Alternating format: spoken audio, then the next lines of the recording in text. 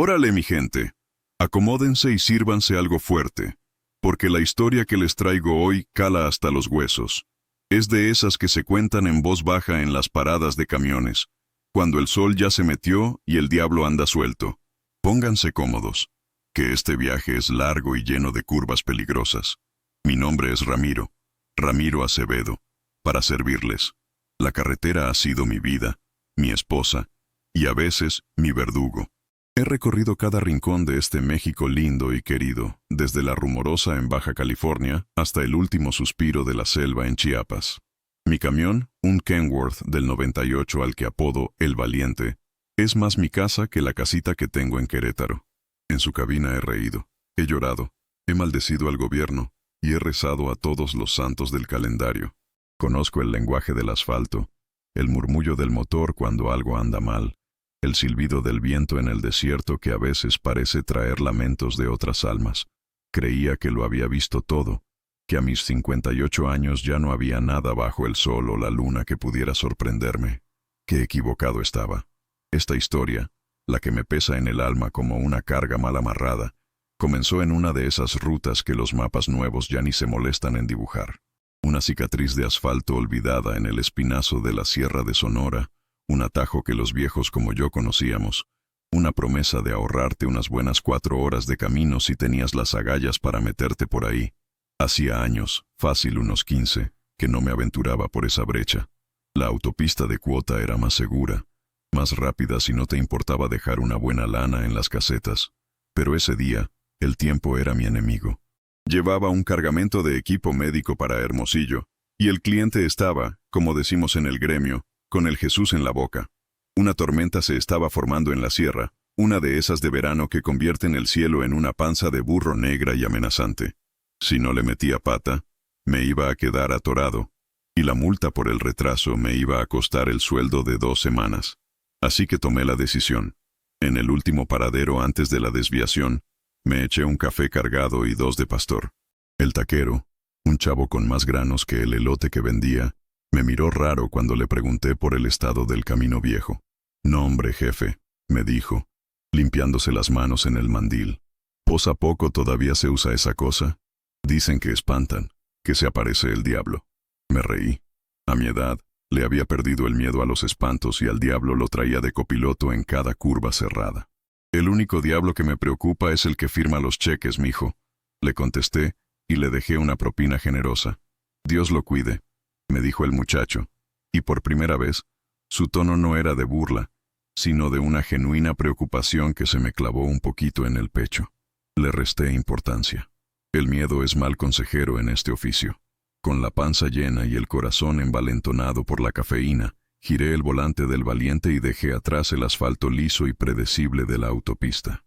La entrada a la brecha era apenas una boca oscura entre 2 cerros pelones, como si la tierra se hubiera partido para tragarse a los incautos. El pavimento, al principio, era pasable, agrietado y lleno de parches, pero firme.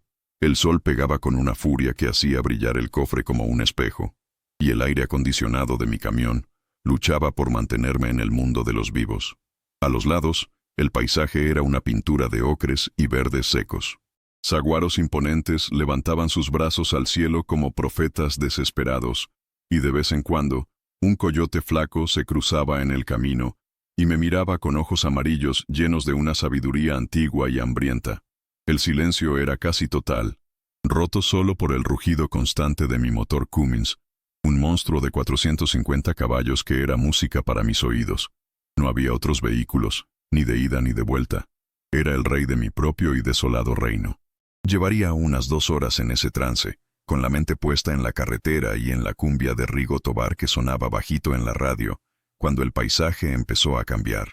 La vegetación se hizo más densa, más verde, como si un riachuelo subterráneo estuviera alimentando ese pedazo de tierra. Era extraño. El camino se volvió más sinuoso, abrazando la ladera de un cerro que parecía no tener fin, y entonces, en una curva que se abrió de repente, la vi. Era una casa, o lo que quedaba de ella. Se levantaba a unos 50 metros de la carretera, solitaria, desafiando la lógica y al tiempo. Era una construcción de adobe y teja, de esas que ya no se hacen. Las paredes estaban descarapeladas, mostrando los ladrillos de barro como si fueran las costillas de un animal muerto. El techo estaba parcialmente colapsado en un extremo, y las ventanas eran cuencas vacías, negras, que parecían observar el camino con una paciencia infinita. Un viejo cercado de madera podrida rodeaba un jardín donde los hierbajos y las flores silvestres peleaban una batalla perdida contra el olvido. Lo más raro de todo era que, a pesar de su estado de abandono, no se sentía completamente muerta. Había una especie de presencia. Un tendedero, con 2 o 3 jirones de tela blanca que se mecían con la brisa, le daba un aire fantasmal. Y en el porche, una mecedora de madera, quieta, como si su ocupante acabara de entrar a la casa. Mi primer instinto fue de pura curiosidad de camionero. Uno ve muchas cosas raras en la carretera, casas abandonadas, carros desbarrancados, altares a la Santa Muerte. Pero esta casa era distinta. Tenía una tristeza que se podía casi tocar, una soledad que te envolvía como la neblina. Por pura costumbre, por ese código no escrito que tenemos los de la carretera de saludar a cualquier alma viviente en medio de la nada, hice lo que siempre hago. Puse mi mano en el cordón que cuelga del techo de la cabina y le di 2 tirones largos y potentes a la bocina de aire. El sonido retumbó en el cañón, un que hizo temblar hasta las piedras. Era un saludo, un ¿hay alguien en casa? Un aquí va pasando un amigo. Esperé un segundo, con el pie ligero sobre el freno, más por inercia que por otra cosa, y fue entonces cuando ocurrió lo imposible. La puerta de la casa, una plancha de madera oscura que yo había jurado que estaba sellada por el tiempo, se abrió con un chirrido que juraría haber escuchado por encima del motor de mi camión. De la oscuridad del interior salió una figura pequeña. Era una niña. No tendría más de 7 u 8 años. Llevaba un vestidito blanco, de esos de antes, con holanes en las mangas y el cuello, aunque estaba percudido y un poco rasgado en el bajo. Su cabello era negro, largo y lacio, y le caía sobre los hombros. Estaba descalza. Se paró en el umbral del porche, protegiéndose los ojos del sol con una manita, y me miró. Su rostro era pálido, demasiado pálido, y sus ojos eran 2 pozos oscuros e inmensos, que parecían contener toda la soledad del mundo. No sonrió. No hizo ningún gesto. Simplemente se quedó ahí, mirándome, como si viera pasar un fantasma. Yo, por mi parte, estaba helado. El corazón se me fue a los pies y luego me subió a la garganta. ¿Una niña? ¿Sola en medio de esta nada absoluta? 1000 pensamientos se atropellaron en mi cabeza en una fracción de segundo. ¿Sería una trampa? ¿Bandidos que usaban a una niña como señuelo? ¿Estarían sus padres adentro, necesitando ayuda? ¿Se habrían descompuesto? La lógica luchaba contra un miedo primario, un escalofrío que no tenía nada que ver con el aire acondicionado. Bajé la ventanilla y el calor seco del desierto me golpeó la cara. El sonido del motor del Valiente llenaba el silencio. Le grité, tratando de que mi voz sonara amigable, normal. «Buenas tardes, ¿todo bien por ahí? ¿Necesitan ayuda?» La niña no se movió. Siguió mirándome con esa intensidad que empezaba a ponerme los pelos de punta. Inclinó un poco la cabeza, como si mi pregunta fuera la cosa más extraña que hubiera escuchado en su vida. Yo insistí, sintiendo una mezcla de preocupación y un pavor creciente. «Oye, mija, ¿están tus papás? ¿Estás solita?» Entonces, ella dio un paso al frente, hasta el borde del porche. La luz del sol la iluminó por completo, y pude ver que su piel tenía una palidez casi traslúcida. Abrió la boca, y con una vocecita clara y delgada, una voz que no tenía nada de infantil, sino un eco antiguo y cansado, me respondió. Sus palabras flotaron en el aire pesado del mediodía y se me clavaron en el cerebro como agujas de hielo. Aquí no pasa nadie desde 1983. Sentí como si me hubieran echado un balde de agua helada. 1983. El año en que me casé con mi Lupe, que en paz descanse. El año en que nació mi hija, mi Sofía. El año en que yo era un chamaco de 20 y tantos, lleno de sueños y con un camión mucho más viejo que este. 1983. La niña lo dijo con una certeza absoluta, como si estuviera declarando la hora o el día de la semana. No había duda en su voz, solo una afirmación simple y aterradora. Mi mente se negó a procesarlo. Tenía que ser una broma, una confusión. Tal vez sus papás eran unos excéntricos, unos ermitaños que vivían sin calendario. Quizás la niña estaba repitiendo algo que había oído, sin entenderlo. No, mija, ¿cómo crees? Le grité de vuelta, forzando una risa que sonó hueca y nerviosa. Estamos en el 2025. A lo mejor te confundiste de año. Ella no parpadeó. Sus ojos oscuros seguían fijos en mí, y en su mirada no había ni rastro de confusión. Había una tristeza profunda, una resignación que no le pertenecía a una niña de su edad. Volvió a hablar, y su voz, aunque suave, pareció cortar el aire. Usted no debería estar aquí. Este camino ya no existe. El motor del Valiente seguía rugiendo. Mi única conexión con la realidad, con mi mundo de diésel, facturas y fechas de entrega.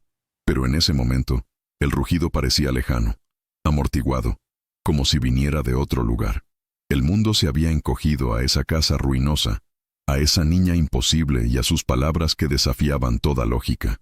El sol seguía pegando, pero yo sentía un frío que me nacía de la médula de los huesos. El sudor que me corría por la espalda era helado. Miré a la niña, luego a la casa, a las ventanas negras que parecían juzgarme. La mecedora seguía inmóvil. Los jirones de tela en el tendedero se mecían lánguidamente, como almas en pena. Este camino ya no existe. La frase resonaba en mi cabeza. ¿Y entonces qué era esto que pisaban las llantas de mi camión? ¿Qué era este sol que me quemaba la piel? Un terror puro, irracional, como nunca antes lo había sentido en mis casi 60 años de vida, se apoderó de mí. No era miedo a los bandidos, ni a la descompostura, ni a la policía federal. Era un miedo a lo desconocido, a lo que rompe las reglas del mundo que conocemos. Sin pensarlo 2 veces, sin siquiera despedirme, metí la primera velocidad. El camión se sacudió como un animal herido. Pisé el acelerador a fondo, y las llantas traseras escupieron grava y polvo. El Valiente se lanzó hacia adelante, y yo no me atreví a mirar por el espejo retrovisor. No quería ver si la niña seguía ahí, en el porche, mirándome con sus ojos de noche eterna. Conduje como un loco, como un alma que lleva el diablo. Las curvas que antes había tomado con la parsimonia de la experiencia, ahora las atacaba con una desesperación juvenil, sintiendo cómo la carga se mecía peligrosamente en el remolque. El volante se sentía resbaladizo por el sudor de mis manos. Mi corazón latía desbocado, un tambor de guerra en mi pecho. No bajé la velocidad hasta que, después de lo que me parecieron horas, la brecha volvió a ensancharse, y vi a lo lejos el brillo de la civilización, los techos de un pueblito polvoriento. No me importó que no fuera Hermosillo. Necesitaba ver gente, escuchar voces, sentir la normalidad del mundo de los vivos. Entré al pueblo casi derrapando y frené bruscamente frente a la primera cantina que vi, un local de fachada descolorida con un letrero que apenas se leía: el último recurso. Apagué el motor del Valiente, y el silencio que siguió fue casi tan abrumador como el encuentro en la carretera. Me quedé un rato en la cabina, temblando, tratando de poner mis pensamientos en orden. ¿Qué demonios había sido eso? ¿Una alucinación? ¿El calor, el cansancio, el café cargado? Traté de convencerme a mí mismo. Un camionero solitario, la sugestión del paisaje, la mente te juega malas pasadas. Pero la imagen de la niña era tan nítida, su voz tan clara. Aquí no pasa nadie desde 1983. Sacudí la cabeza, como para sacar el agua de los oídos. Necesitaba un trago. Necesitaba hablar con alguien, con quien fuera. Bajé del camión, con las piernas entumecidas, y empujé las puertas de vaivén de la cantina. El interior era oscuro y fresco. Olía a cerveza rancia, a aserrín y a soledad. Un viejo con un bigote cano y una mirada cansada limpiaba un vaso detrás de la barra. Aparte de él, solo había un par de parroquianos en una mesa del rincón, jugando a las cartas en silencio. Me senté en un banco de la barra. «Buenas», dije, con la voz rasposa. El viejo levantó la vista. «¿Qué le sirvo, jefe?» «Un tequila», le dije. «Doble, y una cerveza para pasarlo». El hombre asintió y se movió con la lentitud de quien ha repetido la misma acción miles de veces. Me sirvió el caballito y destapó una cerveza. Le di un trago largo al tequila, sintiendo cómo el fuego me bajaba por la garganta y me calmaba un poco los nervios. El cantinero se quedó frente a mí, secando el mismo vaso. «¿De dónde vienes si no es indiscreción? No se ven muchas caras nuevas por aquí». Era mi oportunidad. Tenía que preguntarle. Tenía que saber. «Vengo por el camino viejo», dije, tratando de sonar casual. «El que viene de la sierra». El cantinero dejó de secar el vaso. Levantó la vista y me miró fijamente. Su expresión cambió. La indiferencia profesional fue reemplazada por una mezcla de sorpresa y algo más. Lástima. Nombre, dijo en voz baja, casi en un susurro. Se metió por la brecha del silencio. ¿A poco todavía está transitable? Pues por ahí vengo, confirmé, sintiendo que se me secaba la boca otra vez. ¿Por qué? ¿Tiene algo de malo? El viejo se recargó en la barra y bajó aún más la voz, aunque en la cantina no había nadie que pudiera escucharnos. Ese camino está maldito, patrón. Nadie en su sano juicio lo toma desde hace más de 40 años. No desde la tragedia. El corazón me dio un vuelco. Tragedia. Repetí. ¿Qué tragedia? El cantinero suspiró, un sonido largo y pesado, como si estuviera removiendo recuerdos dolorosos. Fue en el verano del 83, comenzó, y cada palabra caía sobre mí como una palada de tierra, una tormenta como nunca se había visto. El arroyo seco que cruza el camino se convirtió en un río salvaje. Se llevó todo a su paso, incluida la camioneta de los Salazar. Los Salazar, susurré. Una familia que vivía por ahí, continuó el viejo. Tenían una casita, la única en kilómetros a la redonda. Un hombre bueno, don Mateo, su esposa Elena y su hijita, Marisol. Al escuchar el nombre, un escalofrío me recorrió la espalda. La niña, dije, casi sin aliento. El cantinero asintió sombríamente. Marisol, una criaturita de 7 años. Dicen que don Mateo trató de cruzar el arroyo crecido para ir al pueblo a buscar un doctor para la niña, que estaba muy enferma. La tormenta los atrapó a medio camino. El agua se llevó la camioneta con ellos 3 adentro. Nunca encontraron los cuerpos. Me quedé mudo, con el caballito de tequila a medio camino de la boca. La casa, la niña, el vestidito blanco. Todo empezaba a encajar de una manera horrible y sobrenatural. La casa, logré articular. Todavía está en pie. Lo que queda de ella, dijo el viejo haciendo la señal de la cruz. Ahí sigue, como un monumento a la desgracia. Y dicen, aquí vaciló, mirando hacia la puerta como si temiera que alguien lo escuchara. Dicen que el alma de la niña nunca se fue. Que sigue ahí, esperando en el porche. Esperando a que alguien pase por ese camino que ya nadie usa. Esperando a que su papá regrese por ella. Tragué saliva, y el nudo en mi garganta se sentía como una piedra. La voz clara y delgada de la niña resonó en mi memoria, llenando el silencio de la cantina. Aquí no pasa nadie desde 1983. El tequila ya no me hacía efecto. El calor del alcohol se había disipado, reemplazado por un frío que parecía emanar de mis propios huesos.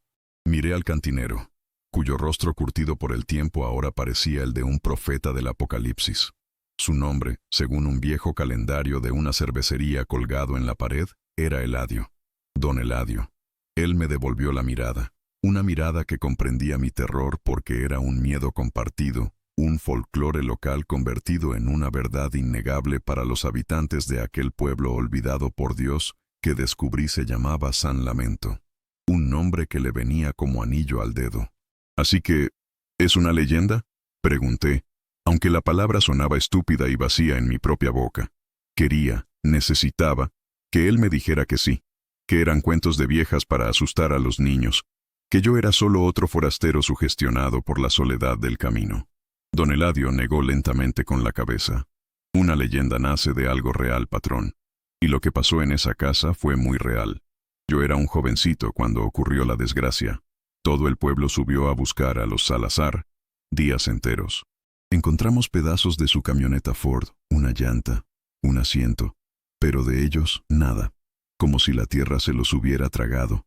Se sirvió un chorrito de tequila para él, sin pedirme permiso, como si la sola mención del tema le diera derecho. La gente empezó a decir cosas, que en las noches de luna llena se oía llorar a una niña cerca de las ruinas, que los pocos valientes o estúpidos que se atrevían a pasar por ahí sentían un frío de muerte, o sus coches se descomponían sin razón alguna. Con el tiempo, la gente simplemente dejó de usar ese camino. Se construyó la nueva autopista y la brecha del silencio, como la bautizamos, quedó para los fantasmas. Me terminé mi cerveza de un solo trago, sin sentir el sabor. La historia de don Eladio no era un cuento, era una crónica, un informe de hechos. Y yo había sido un testigo involuntario de su epílogo sobrenatural. La niña, Marisol, no me había mentido. Para ella, el tiempo se detuvo en 1983. Para ella, yo era el primero en pasar en más de 40 años. La idea era tan monstruosa, tan desgarradora, que me sentí abrumado por una tristeza inmensa. La imagen de su carita pálida y sus ojos enormes y expectantes se grabó a fuego en mi mente. No estaba esperando para asustar a nadie. Estaba, simplemente, esperando. Esperando a su papá. Una espera de 4 décadas. Necesito aire. Balbuceé, dejando unos billetes sobre la barra. Mucho más de lo que costaba la cuenta. Don Eladio asintió, sin decir nada más. Su silencio era más elocuente que cualquier palabra. Salí de la cantina, y el sol de la tarde, ya más anaranjado, me cegó por un instante. El pueblo de San Lamento parecía dormitar bajo un hechizo. Casas de adobe, una iglesia con el campanario a medio caer, un perro flaco que dormitaba en el polvo de la plaza principal. Era un pueblo atrapado en el tiempo, el guardián perfecto para un secreto como aquel. Me recargué en la imponente defensa de mi valiente, tratando de respirar hondo. Mi mente de hombre práctico, de solucionador de problemas logísticos, de calculador de rutas y tiempos, estaba en cortocircuito. ¿Qué se hace con una verdad así? ¿Te subes a tu camión y huyes tratando de olvidar, de enterrar la memoria bajo kilómetros de asfalto y ruido de motor? ¿O te quedas? ¿Y para qué? ¿Para enfrentarte a un fantasma? La sola idea era una locura. Sin embargo, algo dentro de mí, una voz que no era la del miedo, me decía que no podía simplemente irme. Quizás era la imagen de mi propia hija, Sofía. Cuando ella tenía la edad de Marisol, era mi adoración. Recuerdo sus manitas agarrando mi dedo, su risa cuando la levantaba en vilo. Ahora era una mujer hecha y derecha. Vivía en Estados Unidos y apenas hablábamos. Una distancia hecha no de kilómetros, sino de silencios y malentendidos. Pero en el fondo de mi corazón de padre, seguía siendo mi niñita. ¿Y si le hubiera pasado algo así a mi Sofía? Si su alma se hubiera quedado atrapada en un lugar solitario, esperando a que yo volviera. La idea me desgarró por dentro. No podía irme. No todavía. En ese momento, una mujer mayor, envuelta en un rebozo oscuro a pesar del calor, pasó por mi lado. Caminaba despacio, apoyada en un bastón. Al verme, se detuvo y me miró con unos ojos negros y brillantes, tan penetrantes como los de la niña. ¿Usted es el que vino por la brecha?, preguntó. Su voz era un susurro rasposo, como de hojas secas. Asentí, sin palabras. Ella hizo una mueca que podría haber sido una sonrisa o una mueca de dolor. La vio, ¿verdad? A la niña de los Salazar. Me quedé de piedra. ¿Cómo lo sabe? Se le ve en la cara, dijo la anciana. Se le ve el espanto y la lástima. Muchos lo han sentido, pocos la han visto. Dicen que solo se le aparece a los que tienen un alma con grietas, a los que cargan con sus propios dolores. Sus palabras me golpearon con la fuerza de una verdad personal. Mi alma con grietas, mi dolor por la muerte de Lupe, mi distancia con Sofía. La anciana pareció leer mis pensamientos.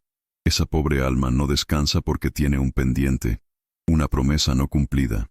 Mientras nadie le diga que ya puede dejar de esperar, seguirá ahí por toda la eternidad. Se me ocurrió una idea tan descabellada que debí haberla descartado al instante, pero surgió de esa nueva y extraña conexión que sentía con la niña del vestido blanco. ¿Y qué pasaría? Empecé, con la voz temblorosa. ¿Qué pasaría si alguien volviera? ¿Si alguien le hablara? La anciana, cuyo nombre supe después era doña Carmen, la curandera del pueblo, me miró con una intensidad renovada. Nadie se ha atrevido. El miedo es más fuerte que la compasión. Pero si un hombre de buen corazón, un hombre que entiende lo que es una promesa de padre, fuera y le diera el mensaje que ella necesita escuchar, quizás, solo quizás, su alma encontraría el camino. Se me erizó la piel. El mensaje. ¿Qué mensaje? ¿Qué mensaje necesita escuchar?, pregunté, sintiendo que estaba cruzando un umbral, comprometiéndome con algo que estaba más allá de mi comprensión. Doña Carmen se acercó un poco más, y su aliento olía a hierbas y a tierra. Necesita que alguien le diga la verdad, que su papá no va a volver, no porque la haya abandonado, sino porque el río se lo llevó con él, que él la está esperando, pero en otro lado, y necesita que alguien le dé el permiso para irse con él. Me quedé en silencio, procesando la enormidad de lo que me estaba pidiendo. Volver a ese lugar, Volver a enfrentarme a esa aparición, no para huir, sino para hablar con ella, para ser el mensajero de una paz que llevaba 40 años esperando. Era la misión más extraña, más aterradora y, de alguna manera, más importante de toda mi vida. La decisión no fue instantánea. Pasé el resto de la tarde y el principio de la noche sentado en la cabina del Valiente, con el motor apagado, viendo cómo el cielo de San Lamento pasaba del naranja al violeta y finalmente al negro salpicado de estrellas. La idea de volver a la brecha del silencio era, en una palabra, aterradora. Cada fibra de mi ser, cada instinto de supervivencia forjado en décadas de carretera, me gritaba que arrancara el motor y me largara de allí, que pusiera cientos de kilómetros entre ese pueblo y yo, que olvidara la cara de la niña y las palabras de la anciana. Pero otra voz, más queda pero más persistente, me mantenía anclado a ese lugar. Era la voz de mi propia conciencia, de mi corazón de padre. La imagen de Marisol, sola en ese porche en ruinas, se había convertido en una obsesión. Su soledad era un abismo que me llamaba. Pensaba en mi Sofía, a miles de kilómetros de distancia. ¿Cuántas veces no me había esperado ella? Cuando era niña, esperando a que volviera de un viaje largo. Y yo llegaba, cansado pero feliz, y la abrazaba. Marisol no tenía a nadie que la abrazara. Su padre nunca volvió. Esa simple y brutal verdad era el motor de su tragedia. Y ahora, de alguna manera, se había convertido en la mía. Sabía que no podría seguir conduciendo en paz. No podría mirar una foto de mi hija sin pensar en la otra niña, la que se quedó esperando para siempre. Las palabras de doña Carmen resonaban en mi cabeza. Un hombre que entiende lo que es una promesa de padre. Yo había hecho muchas promesas a Sofía. Algunas las cumplí, otras no. La vida, el trabajo, la distancia. Siempre había excusas. Quizás esta era mi oportunidad de cumplir una última promesa, una que no le había hecho a nadie, pero que el destino me estaba poniendo en las manos. Alrededor de las 10 de la noche, cuando el pueblo estaba sumido en un silencio casi absoluto, tomé una decisión. No podía irme. Tenía que volver. Salí de la cabina y caminé hacia la pequeña tienda del pueblo, que aún tenía una luz encendida. La atendía el mismo muchacho que había visto en la plaza, el nieto del dueño. Compré un par de veladoras, de las grandes, que se usan para los altares de difuntos. Y luego, vi algo en un estante polvoriento que me llamó la atención. Era una muñeca de trapo, de fabricación sencilla, con el pelo de estambre amarillo y un vestidito de flores. Era un juguete humilde, olvidado. Probablemente llevaba años allí, pero en ese momento me pareció lo más importante del mundo. La compré también, junto con una botella de agua y algo de pan. El muchacho me miró con curiosidad, pero no preguntó nada. En pueblos como San Lamento, la gente aprende a no meterse en los asuntos de los demás, especialmente si huelen a locura o a fantasmas. Volví a la cantina de don Eladio. Estaba a punto de cerrar. Ya me decidí, le dije, parándome en la entrada. ¿A irse?, preguntó él, levantando una ceja. No, respondí, y mi propia voz me sorprendió por su firmeza. Voy a volver, voy a hablar con ella. Don Eladio dejó el trapo con el que limpiaba la barra y me miró largo y tendido. Vi en sus ojos una mezcla de asombro y respeto. «Está usted loco, amigo», dijo, pero no había burla en su tono. «O es el hombre más valiente que ha pasado por este pueblo en mucho tiempo». «Probablemente un poco de las dos cosas», admití. «Pero no puedo dejarla así. No puedo». Le conté mi plan, lo que doña Carmen me había sugerido. Hablarle, decirle la verdad, darle permiso para irse. Le mostré la muñeca y las veladoras. Él escuchó en silencio, asintiendo de vez en cuando. Cuando terminé, se quedó pensativo por un momento. Luego, caminó hacia la trastienda y regresó con un viejo farol de petróleo. «Llévese esto», dijo, poniéndolo en mis manos. «La noche es traicionera en la brecha». Y dudó un instante. «Dicen que a las almas perdidas les asusta la oscuridad. La luz les muestra el camino». Le di las gracias con un nudo en la garganta. El gesto de aquel extraño, de aquel cantinero de un pueblo perdido, me dio más fuerza que cualquier trago de tequila. Antes de irme, le hice una última pregunta. «Don Eladio, ¿dónde enterraron lo que encontraron de la camioneta? ¿Hay algún lugar, una tumba, algo?» Él suspiró. «No hubo funeral como tal, no sin los cuerpos, pero el padre de aquel entonces puso una cruz de madera en el panteón del pueblo. Una cruz con los 3 nombres: Mateo, Elena y Marisol Salazar. Ya casi nadie la visita. La información me dio la pieza que me faltaba. Antes de volver a la casa, tenía que hacer una parada. Con el farol en una mano y mi pequeña bolsa de compras en la otra, caminé hacia el cementerio de San Lamento, que se encontraba en una pequeña loma a las afueras del pueblo. La reja de hierro forjado estaba oxidada y abierta. El lugar estaba descuidado, con las lápidas inclinadas y la hierba crecida, pero tenía una paz solemne bajo la luz de la luna. Usando la linterna de mi teléfono, busqué entre las tumbas hasta que la encontré. Era una cruz de mezquite, oscura y agrietada por el sol y la lluvia. Los nombres grabados apenas eran legibles, carcomidos por el tiempo. Mateo, Elena, Marisol. Me arrodillé frente a esa humilde tumba sin cuerpo. No soy un hombre de rezos. Mi comunicación con el de arriba suele ser más bien una negociación en momentos de apuro, pero esa noche fue diferente. Encendí una de las veladoras y la coloqué al pie de la cruz. La pequeña llama danzó, arrojando sombras temblorosas sobre los nombres, y hablé en voz baja, al viento, a las almas que quizás estuvieran escuchando. Don Mateo, doña Elena, empecé. Perdonen el atrevimiento. Mi nombre es Ramiro Acevedo. Soy un colega de la carretera, un padre de familia. Sé que están esperando a su niña, y ella los está esperando a ustedes. Vengo a pedirles permiso para hablar con ella. Vengo a decirle que ustedes la aman y que ya es hora de que vaya a buscarlos. No vengo a hacerle daño, solo quiero ayudarla a encontrar la paz. Me quedé en silencio, esperando una señal, aunque no sabía qué clase de señal podía esperar. Una ráfaga de viento sopló de repente, haciendo titilar la flama de la vela, pero no la apagó. Lo tomé como una respuesta, un permiso. Me levanté, con una extraña calma instalada en mi pecho. El miedo seguía ahí, agazapado en un rincón, pero ahora estaba cubierto por una capa de propósito.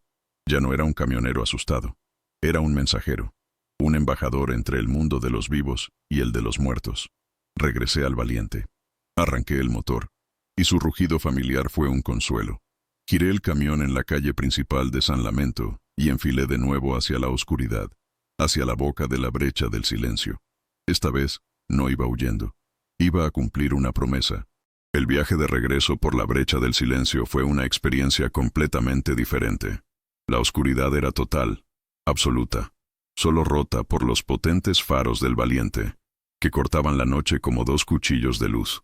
La carretera, que de día me había parecido desolada, de noche se sentía viva. Las sombras de los saguaros se estiraban y se retorcían como criaturas primordiales. Los sonidos del desierto, el canto de los grillos, el ulular de un búho, el susurro del viento, formaban una sinfonía extraña y sobrecogedora. Conducía despacio, con cuidado, no por miedo a las curvas, sino por una especie de respeto reverencial. Sentía que estaba invadiendo un territorio sagrado, un lugar donde las leyes del tiempo y el espacio eran diferentes. El farol de petróleo que me dio don Eladio iba en el asiento del copiloto, su llama dorada arrojando un brillo cálido y tranquilizador dentro de la cabina. A su lado, la muñeca de trapo me miraba con sus ojos de botón, una ofrenda de paz para una niña solitaria. En mi mente, repasaba una y otra vez lo que iba a decir. ¿Cómo se le habla a un fantasma? ¿Cómo se le explica a una niña que ha estado esperando 40 años que su espera ha terminado? Las palabras de doña Carmen volvían a mí. Dile la verdad, con compasión. La verdad. Esa era la clave. No podía haber mentiras, no podía haber engaños. Solo la simple y dolorosa verdad. El corazón me latía con fuerza, pero era un latido rítmico, constante. El miedo seguía ahí, claro que sí. Era un nudo frío en el estómago. Pero ahora estaba dominado por la determinación.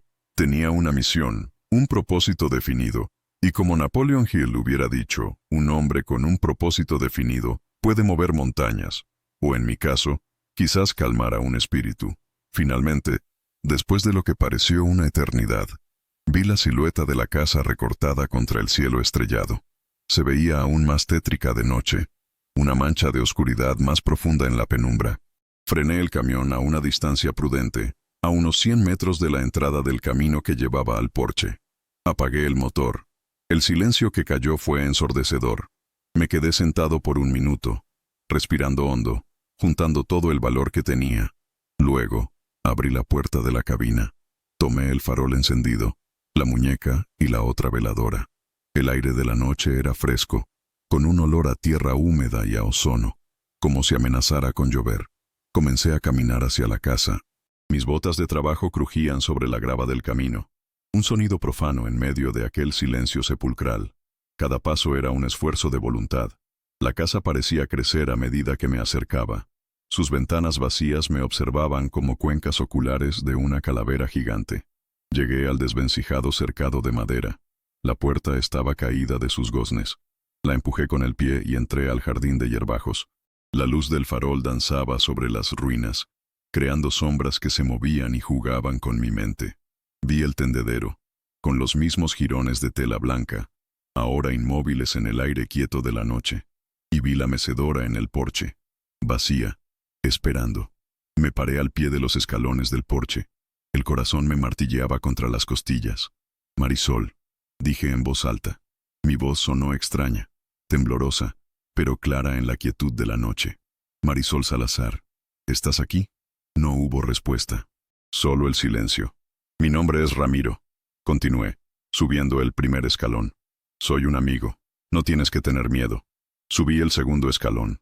La madera crujió bajo mi peso. Vi tu cruz en el panteón del pueblo. Hablé con tus papás. Me dieron permiso de venir a verte. Silencio. La tensión era tan densa que se podía cortar con un cuchillo. Estaba a punto de pensar que todo había sido una locura, una sugestión, cuando la vi.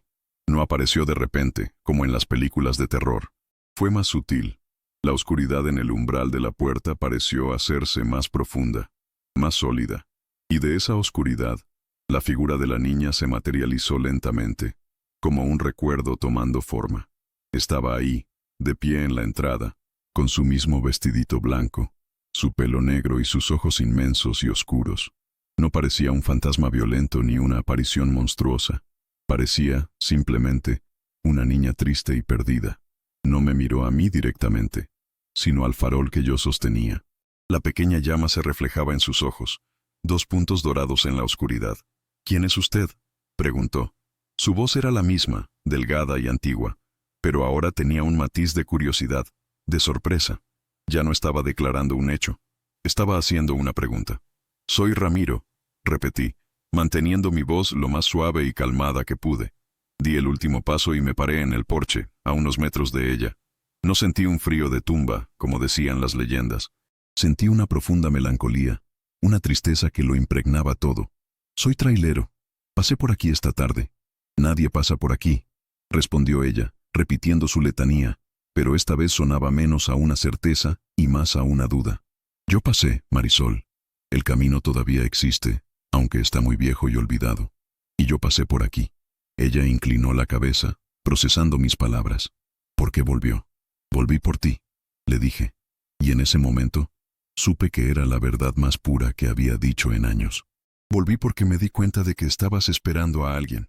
Sus ojos, que hasta ahora habían estado fijos en el farol, se levantaron y se encontraron con los míos. Por primera vez, vi algo más que tristeza en ellos. Vi una chispa de esperanza, una esperanza tan antigua y frágil que temí que mis siguientes palabras pudieran romperla. «Estoy esperando a mi papá», dijo en un susurro. «Fue al pueblo a buscar al doctor. Me dijo que me esperara aquí, que volvería muy pronto». El corazón se me estrujó. La promesa de un padre, la fe inquebrantable de una hija. Era hora de la verdad, por dolorosa que fuera. «Marisol», empecé, y me arrodillé lentamente para estar a su altura, para no parecer una amenaza. Coloqué el farol en el suelo entre nosotros. «Tu papá, él te ama más que a nada en el mundo. Y claro que quería volver por ti. Se fue en la camioneta con tu mamá para buscarte ayuda porque te quería con toda su alma». Ella escuchaba atentamente, su pequeño rostro pálido, iluminado por la luz del farol. «Pero ese día, hubo una tormenta muy fuerte. ¿Te acuerdas?» Ella asintió lentamente. «La lluvia sonaba muy feo en el techo». «Sí», confirmé. «Sonaba muy feo.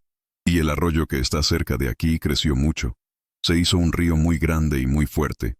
Y la camioneta de tu papá, el río se la llevó, mija. Se llevó la camioneta con él y con tu mamá adentro». Le dije las palabras con toda la delicadeza de la que fui capaz, pero la verdad era como una piedra. Vi como la comprensión, una comprensión lenta y terrible, Empezaba a amanecer en su rostro.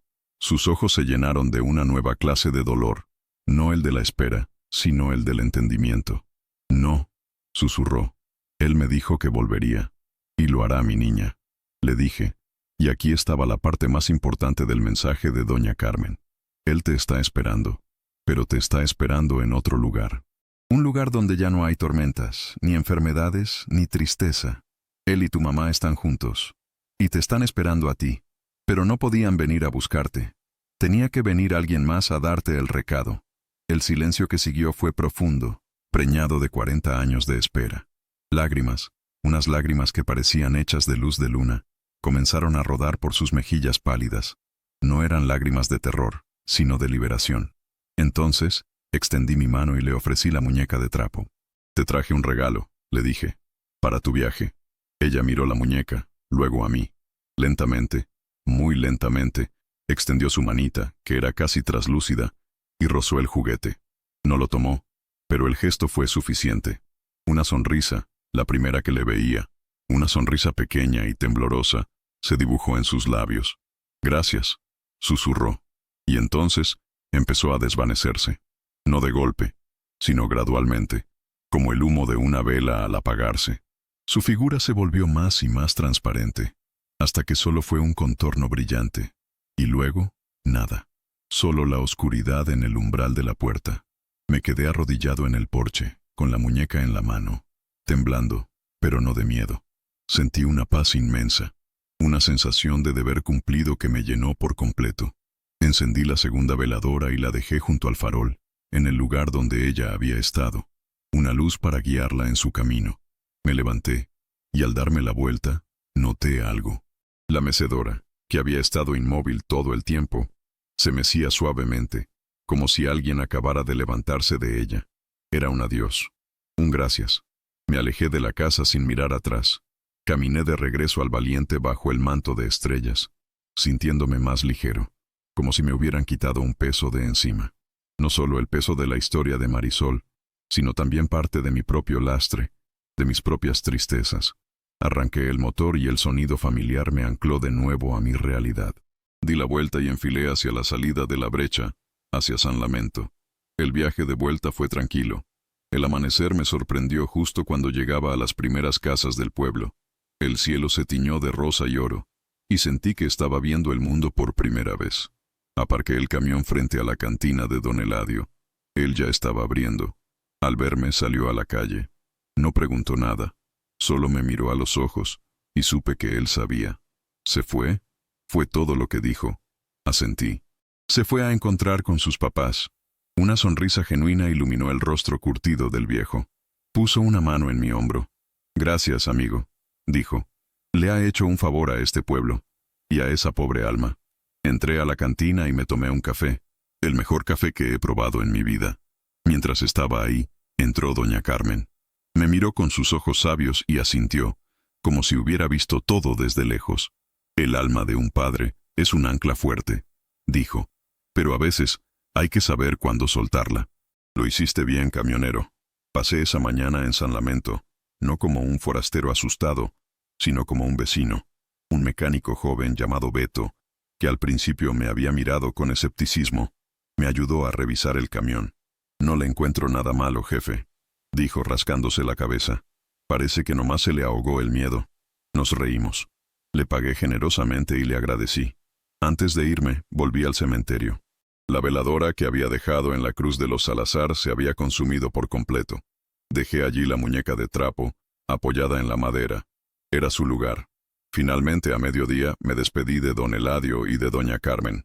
Les prometí que, si alguna vez volvía a pasar por Sonora, me desviaría para saludarlos. Siempre será bienvenido en San Lamento, dijo don Eladio, dándome un apretón de manos que me pareció el de un viejo amigo. Subí al valiente. Toqué la bocina 2 veces como saludo, y esta vez, el sonido fue alegre. Una despedida, no una pregunta. Tomé la carretera principal, la de Cuota, y pisé el acelerador. El sol brillaba, el asfalto era liso y el futuro se extendía frente a mí. La carga de equipo médico llegaría tarde a Hermosillo, y probablemente me costaría una buena lana. Pero ya no me importaba. Había entregado una carga mucho más importante esa noche. Mientras conducía, hice algo que no había hecho en mucho tiempo. Tomé mi celular y marqué el número de mi hija. Contestó al tercer timbrazo. Su voz sonaba sorprendida. «Hola, pa. ¿Todo bien?» «Todo de maravilla, mija», le dije, y la emoción se me atoró en la garganta. «Solo quería oír tu voz. Te quiero mucho, ¿sabes?» Hubo un silencio al otro lado de la línea, y luego la escuché sorber la nariz. «Yo también te quiero, pa. Mucho». Hablamos un buen rato, más de lo que habíamos hablado en los últimos 5 años. Le conté de mis viajes, ella de su trabajo. Le prometí que la iría a visitar pronto, y supe que esta vez cumpliría la promesa. La carretera siguió desenrollándose frente a mí, un listón de asfalto infinito. El mundo no había cambiado, pero yo sí. Seguía siendo Ramiro Acevedo, camionero, pero ahora cargaba con una historia más, una que no venía en ninguna orden de carga. Una historia de una niña, una promesa y un camino que sí existía, aunque solo fuera para que un viejo trailero como yo pudiera ayudar a un alma perdida a encontrar el suyo. A veces, los atajos más peligrosos no son para ahorrar tiempo, sino para encontrarte a ti mismo. Y esa, mi gente, es la historia que me pasó en la Sierra de Sonora. Una historia que me cambió para siempre. Cada quien tendrá su opinión. Algunos dirán que fue el calor, otros que la soledad, otros que estoy más loco que una cabra. Pero yo sé lo que vi y lo que sentí. Ahora me gustaría saber de ustedes. ¿Alguna vez les ha pasado algo inexplicable en la carretera? ¿Conocen alguna historia, alguna leyenda de su tierra? Déjenme su comentario aquí abajo. Cuéntenme de dónde nos están viendo, de qué parte de México o de Estados Unidos nos escuchan. Me da mucha alegría leerlos y en el próximo video les mandaré un saludo y un fuerte abrazo a la distancia.